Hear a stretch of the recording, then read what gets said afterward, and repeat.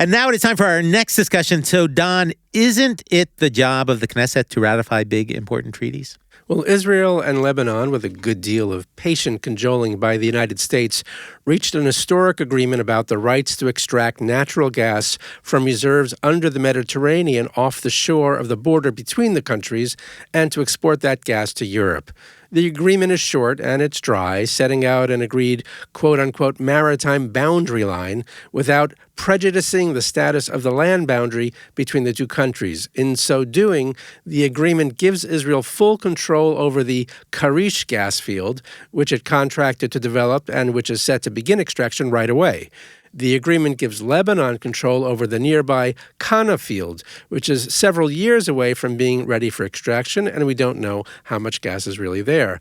However, when Kana starts producing natural gas, according to the agreement, Israel will receive 17% of the profits, a product of the fact that under the new maritime boundary, 17% of the Kana natural gas fields falls on the Israeli side of that boundary. These royalties will be paid to Israel directly from the French company Total Energies, that is slated to be the developer of the gas rig operation. Negotiations to establish an agreed-upon maritime border between Israel and Lebanon have gone on without success for years.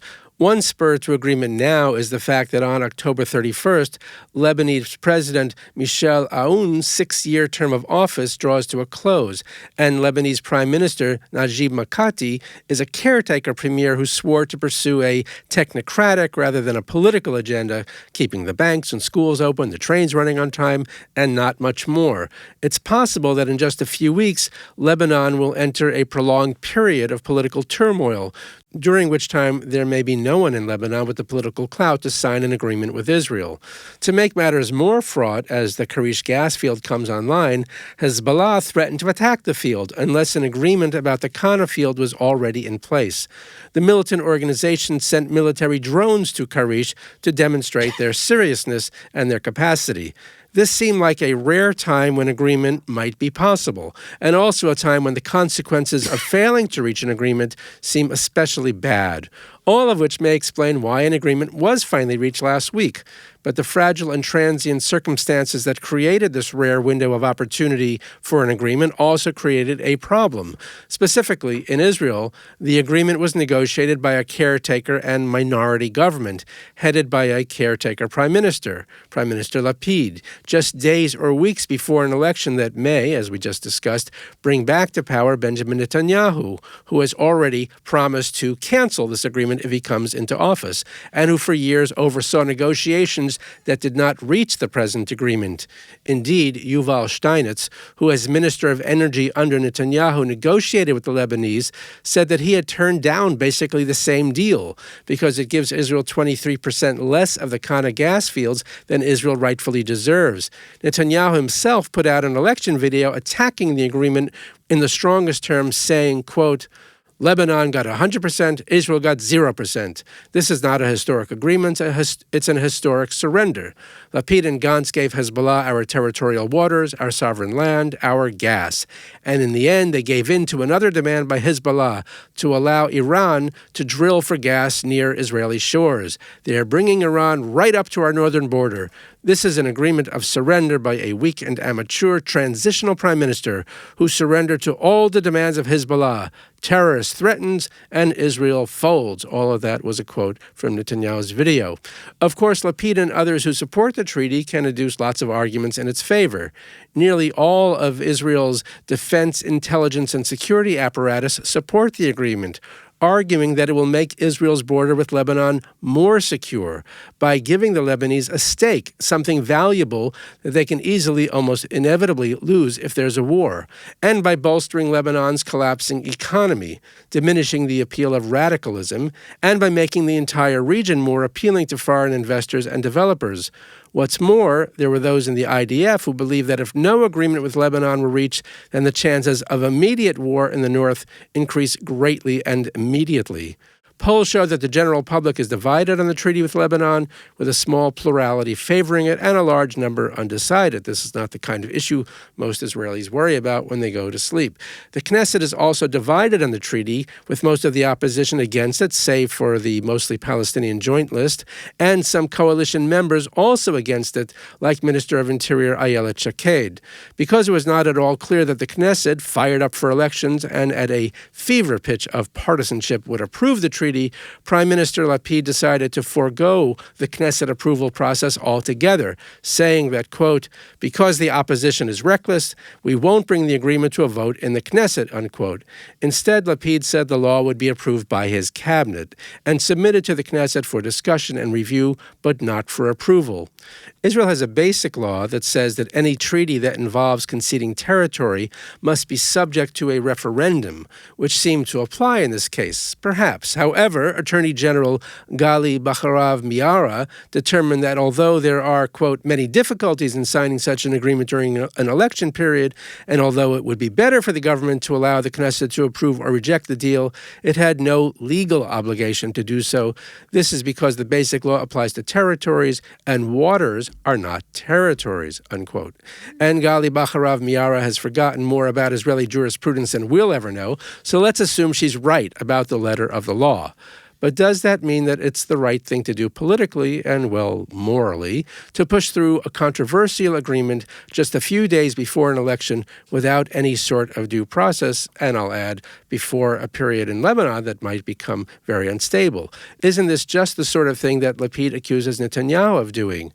On the other hand, if the Knesset rejects the treaty, then we might find ourselves at war with Lebanon in a few days. Allison, do you think Prime Minister Lapid did the right thing by not bringing the treaty to a vote in the Knesset?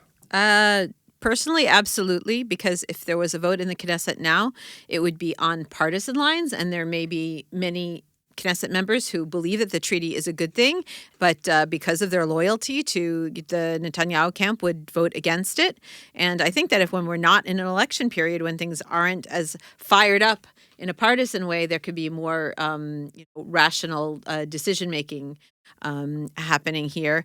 It's just, interesting that the high number of people in the polls who are undecided about it or don't know, because it's really hard stuff to understand. I mean, we barely comprehend enough of the Iran nuclear deal to try to figure out if we're for it or against it. So this is even more complex with even more weird factors. And, I count myself among those who feel that they have, so little expertise. How could I really have a strong opinion on whether it's good or bad? I just throw all of my eggs in the basket of the sentence in Don's introduction, where it says basically across the board, the whole national security establishment, all those people who really do understand these kinds of things think it's a good thing, think it's an important thing, and protects Israel. So therefore, those are the people that I listen to. So I'm with them, that I'm for the agreement. But it's a very difficult thing to parse and figure out. And I just think that in these politically partisan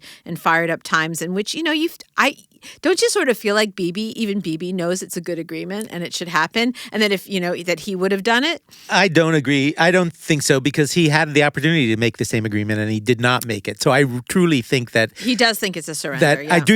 Well, no, obviously he was exaggerating hugely, like saying that the agreement allows Iran to come and to work off. That was clearly Iran, like this take our sort oil. of populist fear mongering for sure. Yeah. But and saying that Lebanon got 100% and Israel got 0% is just a lie, obviously. But I do think that Netanyahu thinks that this agreement is a bad thing, and I think we have proof of that, because he could have come to the same agreement and didn't. And I agree with you that the agreement itself is, though it is quite simple, it's short and it's quite simple to read, but it's impossible to parse, just like you said. Like, it has a list of the coordinates and you think, oh, I think the buoy line ought to be 2 degrees to the left. It's like, how could we possibly know any of this stuff? And so you have to have faith in the people who negotiated it. So I am 100% in favor of this agreement. And yet I think, though, thank God, I don't, my opinion means absolutely nothing in this matter, as in every matter pretty much in the world. But I think that it's a mistake I think that it's wrong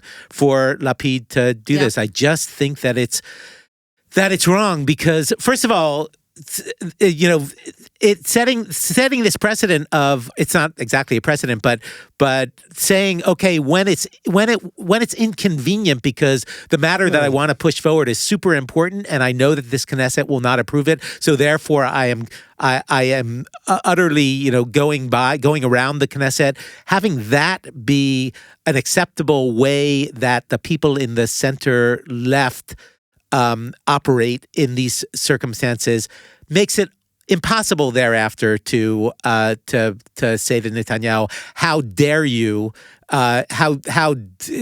you sidestep the letter of the law about democracy in order to advance your own agenda, because then politics becomes doing whatever you can do in the by twisting the rules to meet your needs and advance your agenda. Now, why is he doing it? He's doing it for a very good reason, because it's very possible that people will die if he doesn't do this.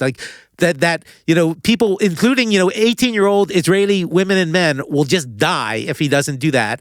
Plus the fact that in the long run, it would be worse for Israel if he doesn't do that. I understand why this is a tragic matter, a matter of tragic importance.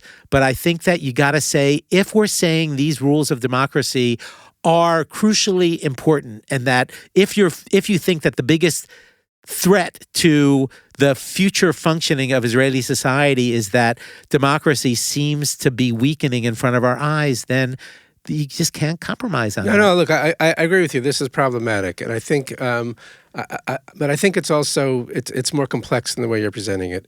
For one thing, the geopolitics are different here. The United States took the lead on managing this whole process, and so it's not the same as whatever deal Bibi may have rejected in the past. Unless Bibi makes a deal with Trump and then decides not to bring it to the Knesset. Well, look, then it will be exactly the same. Well, or the past deal that Bibi made with Trump it is exactly the same as things in the past. I don't know that it's exactly the same. I think also what has changed is the slash and burn politics in the Knesset, where anything that the government proposes over the last year, the opposition has rejected, no matter what. But that is how democracy works. Well, that's how democracy. Netanyahu is acting in accord with democracy. That's essentially how democracy. Lapid is not. That's essentially how democracy stops working in a coalition government, in a parliamentary system. Democracy stops working if you have the all or nothing approach, which is also what's destroying American politics. But that's a different discussion. But the solution to that cannot be just saying, okay, then we're going to ignore the rules as well. I'm not saying that is a great solution. Look, I think the deal itself. This is not the Abraham Accords. This is not a groundbreaking deal, but it's responsible statesmanship doing exactly what it should be doing. It's advancing Israel's interests. It's protecting Israel's economic needs. It's not an issue of sovereignty. It prevents war without weakening us, and it strengthens Israel because Lebanon and Hezbollah have something to lose. Now, all of that means it's a good deal, and if Netanyahu were the leader, he would be trumping this as one of his greatest achievements besides the Abraham Accords. I disagree with that because, again, he had the opportunity to sign this exact deal and chose not to. He says that. Do you believe him? No, Yuval Steinitz says that, and he was the one who negotiated it. I do believe him. Look, I think you're right. I mean, it is a problem to bypass the Knesset. I'm not saying that's not a problem, but I think is he bypassing or is postponing it? Not postponing it is bypassing. No, he's not postponing it. He's bypassing the Knesset, but not postponing. But he's not. He's doing it with the approval of the Attorney General, who makes a decision about this. So right now, according to our legal system, it is legal what he's doing. So you may not like that that's what the ruling is, but that's legal. I think what's equally, if not more outrageous, is that Netanyahu has said that if he's elected, he won't honor this agreement, an agreement negotiated by a prime minister with another country, and he will back out of that agreement. Now, I think that's also outrageous, and he won't do that. He's saying that. I agree, and it is outrageous. That's what he's saying. Well, why would he not do it? This entire election campaign is filled with outrages on all sides, and especially on Netanyahu's part more than perhaps anyone. But that doesn't mean when he actually is in office, if he's actually in office, which God willing he won't be, then he will honor this agreement. I don't agree with you. He's just said that he won't honor it. I don't know why you don't take him at his word. And you're arguing because he always tells you're the arguing truth, that Netanyahu should be believed, and I'm arguing that he should not in this case. Which is unusual. That's probably the first time. But I'm just saying we don't know what he'll actually do when he's in office. Look, I agree with you. It's a problem. It's a problem that the Knesset is dysfunctional. It's a problem that Lapid cannot make the case stronger that this is beneficial to Israel. Most Israelis don't ever think about our maritime border. Most Israelis don't understand the gas deals, any of the gas deals, including the gas deal we already have. Where's the great wealth that Bibi promised us, years ago, which we should be enjoying by now? Where's the reduction in our electricity prices that he promised us years ago, from the gas that's already being... Anyway, I'm just saying, most Israelis don't understand these deals. They don't look into it deeply. This is all posturing. This is all playing politics on the most shallow level. And unfortunately, there's really serious stuff here at stake. Yeah, no, it's true, and I don't want to pretend. I argue my side strongly, but I don't want to pretend that I think that I'm necessarily right. That's the way that I see things, but I recognize I could be tragically wrong, and thank God no one's listening to me. But I also he says on a podcast, thank God no one's listening to me. Frankly, I also think that Lapid could get it through the Knesset, and we will of course never know that. But I think that the assumption that everyone, including the members of Knesset who are retiring, like Yuval Steinitz himself, would be lockstep with Netanyahu in this, I think is not quite true. And among the coalition members, I think every single one, save for Ayelet Shaked, but would if the vote stakes in this. are really possible war, do you want to roll the dice on that? Yes, because I also think that against that are the stakes of continuing to have the norms of democracy degrade in front of our eyes. And also... And they're both important things. But again, thank God no one's listening. And it's a legitimate point to say that Israel shouldn't be pressured. Israel should not be pressured into signing agreements by threats of war from Hezbollah. That is not a good position for us to be in. But because the entire intelligence community, the entire security apparatus are in unanimity here, I at least think it's a good agreement. And yes, I think it would be better if we could find a way to get it through the Knesset or do this more elegantly than it's been done.